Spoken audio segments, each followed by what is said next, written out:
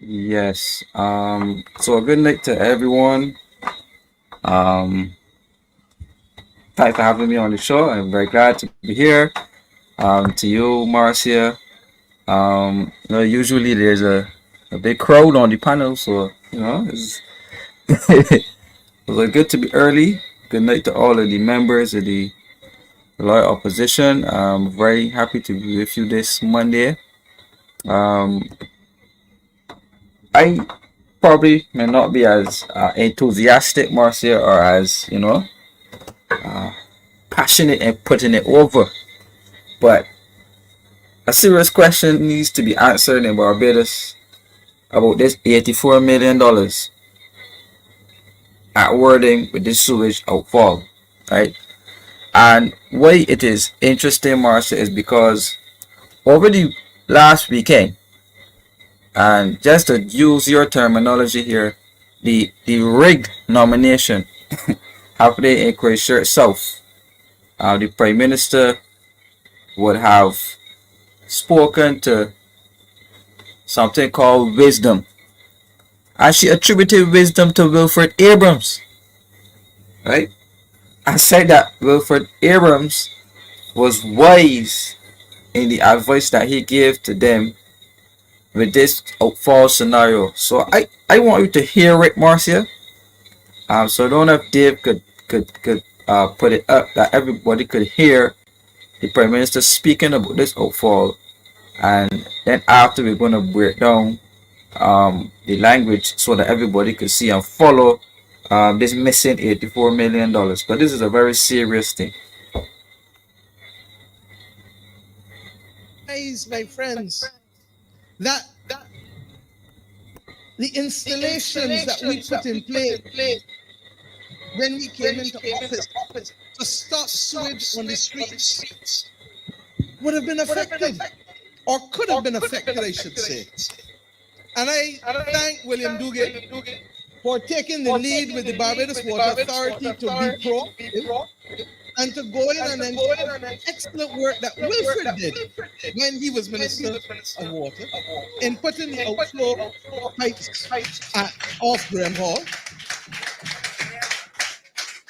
that we would be in good position. And the wisdom that Wilfred reflected as leader of that ministry in putting two pipes down, an 8-inch pipe and a 12-inch pipe, so that there would be redundancy, so that if one break, you still got another one to hold on to, hopefully. Both could break, that is always the point. But the chances of one for sure breaking was always there.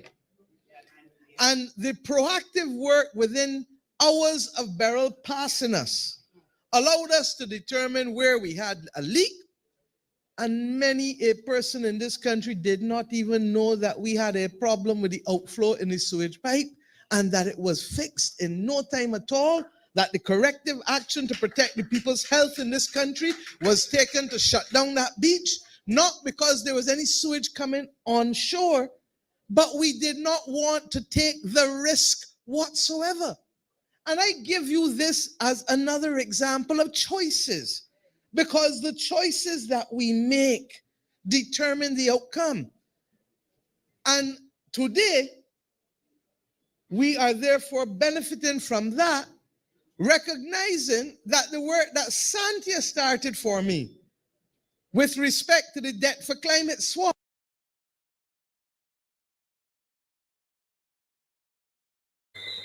Yes. So you heard about the Prime Minister speaking about the sewage outfall at Wilfred Abrams. Now I want to share my screen with you, Marcia, so that we could do fact checking, because we always like to put the facts there that everybody could see. Right. So on the screen here, you can see, or should be able to see, sorry, Wilfred Abrams. So I don't know if Dave could bring up that particular screen large that you could see, but the article says here, Marcia, up to par, and you can see a picture of Wilfred Abrams. Now I'm going to scroll up so I can start to read what is in this article. And it says here that a major step has been taken to facilitate the installation of a much needed permanent outfall. Hear the word permanent outfall for the South Coast sewage system.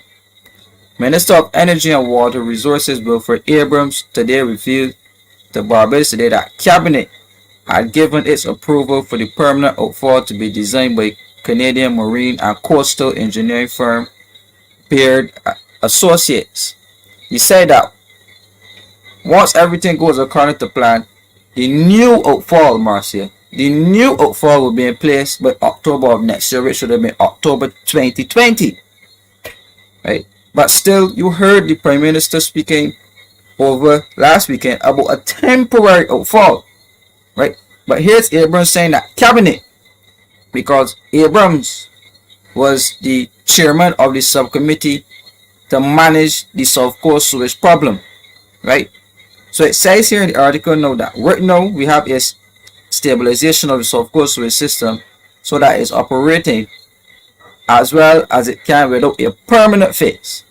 The permanent fix being the permanent outfall as well as the upgrade and rebuild of the sewage treatment plant to tertiary plant. It says that Cabinet approved the first step towards the construction of the permanent outfall with the contractor Baird. He says so they are going to design and start that process so that we can send it out to bids and to tender and to get it going. And the intention still is to have the permanent outfall construction entirely completed and operational by September, October next year, which would have been 2020. Right? 2020. So you see, we establish the fact that a permanent outfall is supposed to be there. So what I will going to do now is to share, Marcia, the Caribbean Development Bank. This is from their website. I'm on CDB's website, as everybody could see here, right? So it says Caribbean Development Bank supports South Coast sewage system solution for Barbados. And this was published on the 12th of December 2019. And it says here that the CDB is assisting the government, the Barbados government, with implementing a long-term solution to the problems which have been plaguing the South Coast sewage system. On Thursday, December 12th, the bank's board approved a loan of US $29.8 million to finance the construction of a new marine outfall for the system. And the total cost of the project is estimated at US $42.3 million, including the government of Barbados counterpart contribution of US $12.5 million. Right. I'm going to go over that part one more time. It says here that on December 12th, the CDB's board of directors approved a loan of US $29.8 million to finance the construction of a new marine outfall for the system, and the total cost of the project is estimated at US $42.3 million, and the government of Barbados' counterpart contribution of US $12.5 million. And it says here that the new outfall is a critical component in addressing the issues with the system which malfunctioned in 2017, affecting the country to such an extent that it was termed a national crisis. And Director of Projects at the Caribbean Development Bank, Daniel Best, pointed to the impact of the system's breakdown. Right? So we established here, Marcia, from the CDB, that there was indeed a loan from the government of Barbados, from CDB, sorry, to the government of Barbados for a permanent outfall, which Cabinet mandated that it was supposed to be installed since 2020. Right? This is 2024. But still, the Prime Minister last Saturday was speaking about a temporary outfall that Abrams commissioned. He said that it was wise. Now, if we can show on the screen, right? If we can show on the screen from Dave's angle the official documents proving, right, official documents from the CDB proving that the loan was indeed signed off on and given over to the government. But still, today, Marshall, we have no permanent outfall. Right? So where's the money? Right? What's interesting about this outfall, Marshall, is that John Mwanza, this is the same guy who did the Joby Water business, right? He told them at a town hall meeting at Hawthorne Methodist Church that the permanent solution would have been best solution, right? The permanent solution would have been the best solution. He told them that. Daniel Best told them that the permanent solution would have been the best solution. So explain to us how in this day and age, Marcia, that we still do not have a permanent outfall. And Duguay, in his last press conference, right here is it on the screen. So I just want to read that particular. I want to read that particular document that is on the screen, right? So that people understand the extent to which this stealing thing of the government's money and how far it has gone. Because this is more money than the whole project. This is more money than Kensington, right? $84 million is not a little bit of money. So you can see here that the Caribbean Development Bank held their meeting December 12, 2019, and it says South Coast Outfall Project Barbados. The attached report appraises a proposal for a loan to the government of Barbados to finance the construction of a new permanent marine outfall for the South Coast sewage system.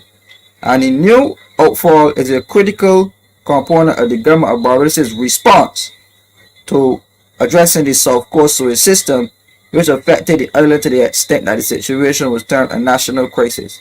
And the project is estimated to cost a total of US $42.3 million, with the government of Barbados' counterpart contribution being US $12.5 million. On the basis of the report, I recommended a loan to the government of Barbados of an amount not exceeding the equivalent of $29,008,000 US dollars. The loan consisting of an amount not exceeding the equivalent of $29,008,000 United States dollars, and from ordinary capital resources of the Caribbean Development Bank on the CDB standard terms and conditions, and the terms and conditions are set out and referred to in Chapter 7 of the particular report. Right. So this right here again establishes the fact that the loan was indeed signed off on. Right. And if you look at the next slide, it gives you two names. Again, Director of Projects, Mr. Daniel Best, and the Division Chief. His name is L. O'Reilly Lewis. Right. So here's it, an official report from the government, from the CDB, speaking to the loan that they gave to the government of Barbados. So the money was given. They have the money. They had the money. So explain to me how $84 million could disappear under Wilfred Abrams, and the Prime Minister of Barbados coming to the public and saying that it was wise advice and that Abrams displayed wisdom. It can't be wisdom if $84 million is disappearing. Right? So Wilfred Abrams, need to come to the people of Barbados and say to us why the permanent outfall is not there. And if he can't produce the outfall, which we knew he can't, and which we have proof that outfall is not there, right? Produce the 84.6 million, because he was the person who chaired the subcommittee of cabinet in terms of managing the South Coast sewage outfall. Right? So Kimar, let me turn off your mic. You're like asking questions. We're having that interference, right? it was 29.8 million US dollars from CDB, and then there was another 12.5 million that came. I wasn't sure of the source of that other 12.5 million. What was the source? That the government of Barbados put that up. So Right here, yeah, right here. right. So it worked out to be approximately 30 million Barbados dollars, close to $30 million. You know. Okay, Um. so the calculation on it, I'm just Right. gonna turn it on my so I can speak, right? The calculation on it is 29.8 million from CDB, and then the government put forward 12.5. So it gave us 43.3, which is where we get the 86, the 80 something from, right? Because it's US. We're dealing with US, right? Yeah. Yeah. U.S. It's all U.S. Right. Okay. So if you can't divide two. Continue. Yes. So Dugate now, Marcia, when he went to the outfall on the last period, this is when the Prime Minister said she wants to thank Dugate. Dugate stood down there at a CBC conference and said that the repairs have gone ahead, but they do not have a figure as to the total cost as yet. So it seems as though the contractors, right? It seems as though the contractors had a blank check open, which was to go and do the repairs and then write the government an invoice as to how much it cost. But he openly said to reporters that he has no idea what the latest, right? What the latest repairs would have cost. That has nothing to do with the 84.6 million that has completely gone missing, Mm-hmm. right? And now the Prime Minister has taken over Water Authority. She's the Minister of Water Resources, so she should make a statement about this 84 million, because since Abrams left Water Resources, we had Ian Gooding Edgell as Minister of Water Resources. We had Charles Griffith as Minister of Water Resources. We had Santia Bradshaw as Minister of Water Resources. So we had about 5 ministers of water resources. Right? But all of the facts point towards Wilfred Abrams having been appointed by the Prime Minister as chairman of that subcommittee of cabinet, and the money was handed directly to the Minister of Water, and it was Minister Abrams. Right? So Kumar, let's fix this here. The thing is, when you think about it, the other big question that you're also asking is, how did it move from permanent to temporary? Why did they decide, even though the people that loaned the money, everybody said the best thing is a permanent solution. But it was, they said they're going to do permanent, but here we saw her saying it's a temporary solution. Why did it change? What was the cost of the temporary solution? Why wasn't it permanent anymore? These are things that we would like to know. Right, Kimar? yeah. Yes, but the cost of the temporary repairs are not included in the 84.6 million, you know. They repaired it temporarily, and then they went and borrowed the 84.6 million to build a permanent one. Yes. Yes.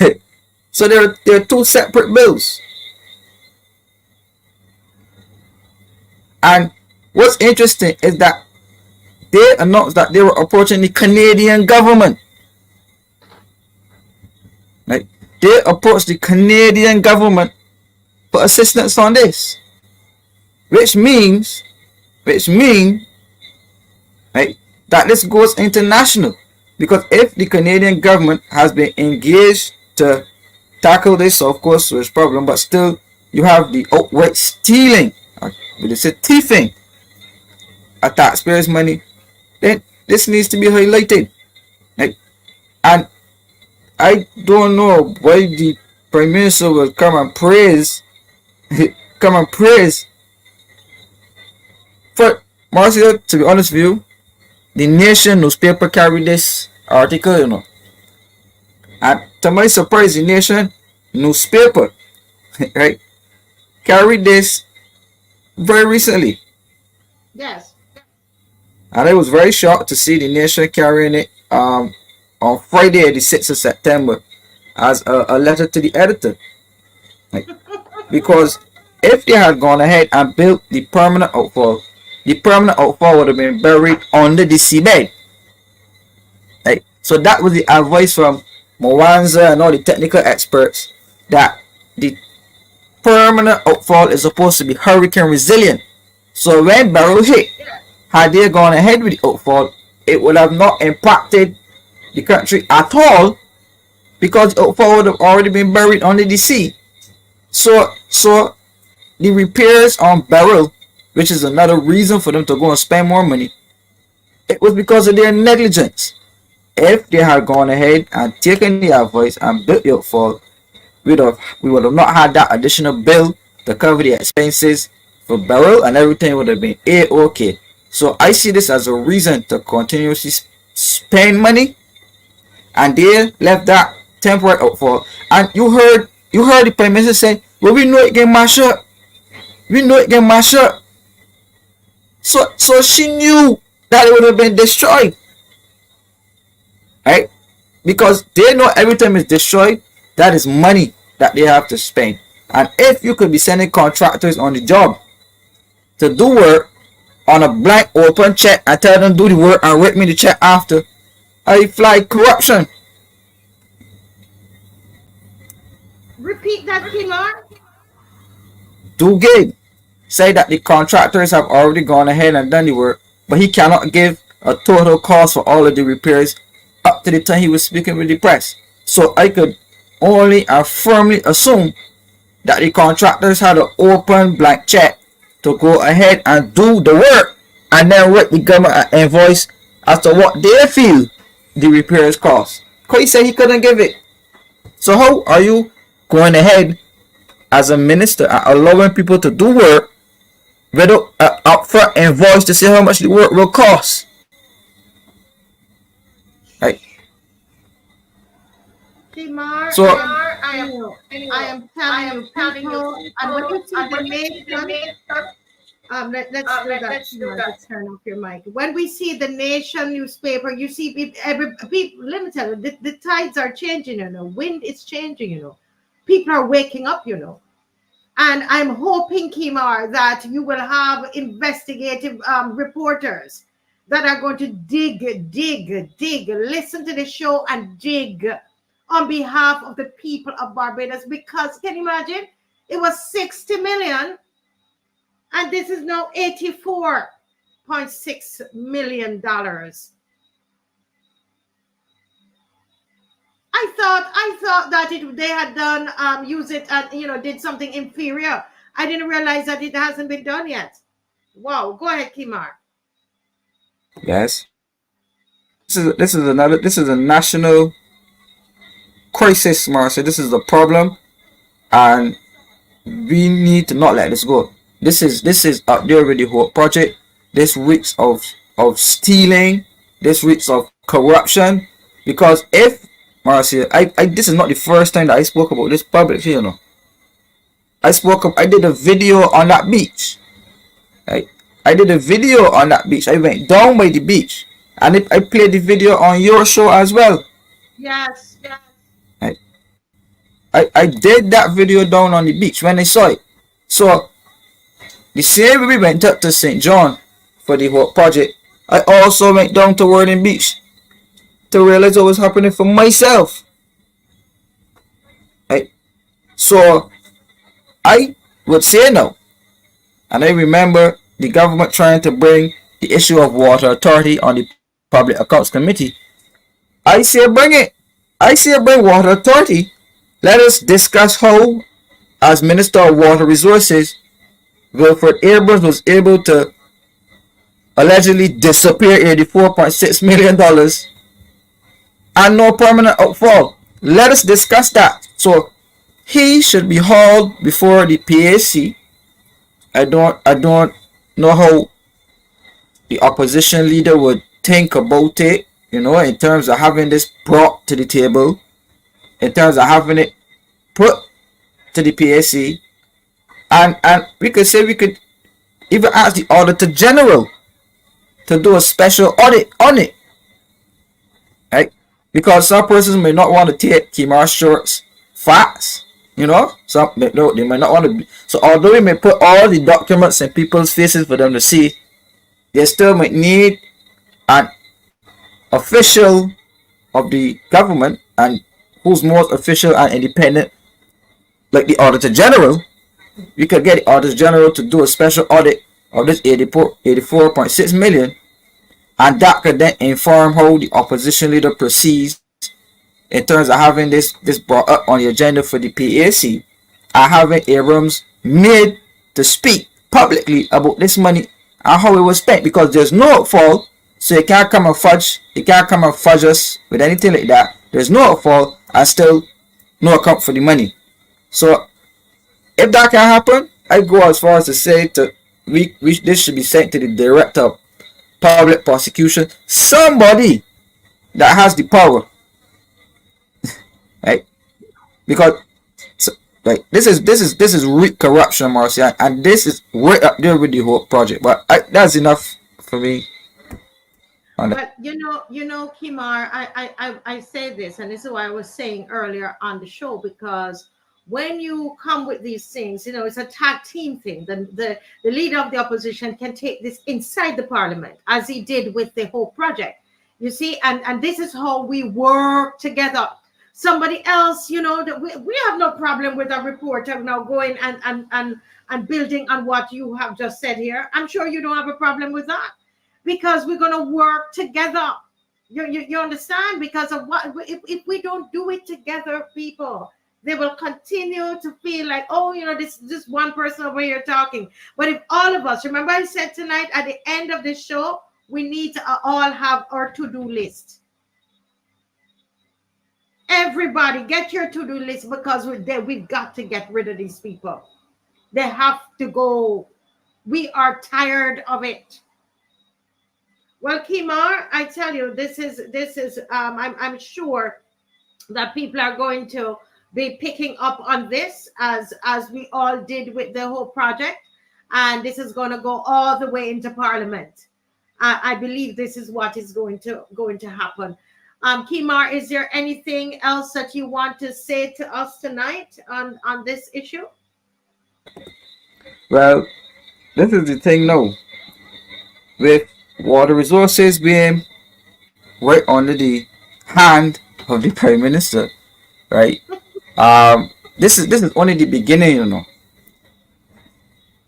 You heard Kerry Simmons, you heard the Prime Minister keep speaking about and Abrams about a tertiary level plant, that Joby water plant that they want to build up there. And they say that they are going to spend $600 million in the debt for nature swap to be able to build these tertiary level plants. So if we believe that they were so comfortable in disappearing the first 84 million, think about how much more they're going to disappear now when they have access to 600 million, plus all of the other billions in terms of climate financing. And I keep saying Water Authority is the institution to watch, because all of the climate financing, all of the Bridgestone Initiative, the Green Climate Fund, the Blue Green Bank, all of these projects, Water Authority is the sole institution that all of this money will be channeled through.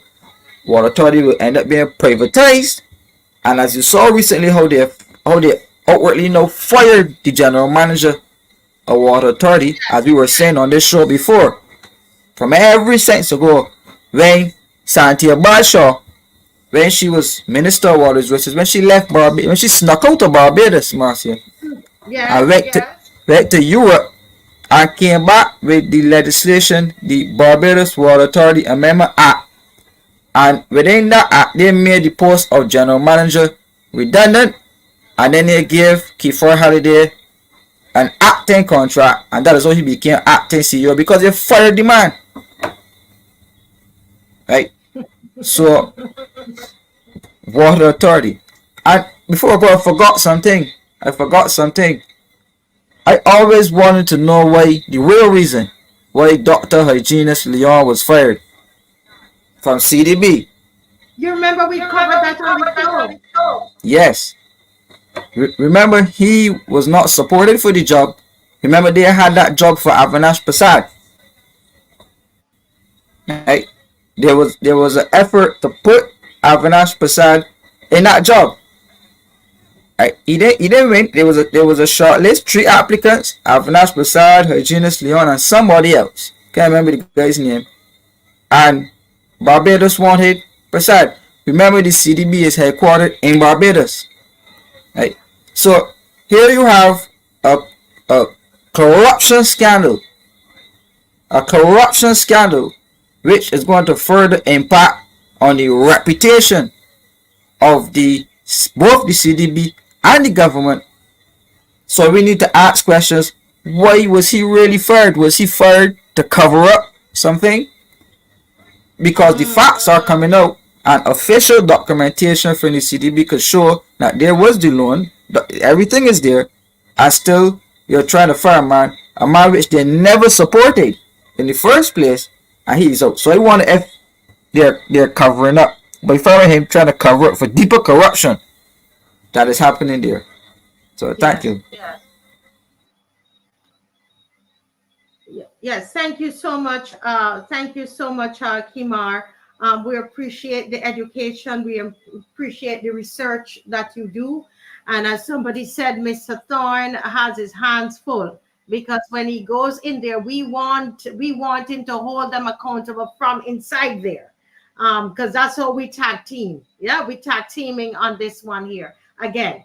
All right, thank you so much, Kimar. God bless you, and see you again. Alternative Views, guys, is going to be on this Thursday at 7 o'clock. All right, that is Kimar's show, Alternative Views. His book is available on Amazon. You can also go to the MarciaWeekShow.com and you can purchase his book there as well, Alternate Views. Thank you so much, Kimar. God bless you.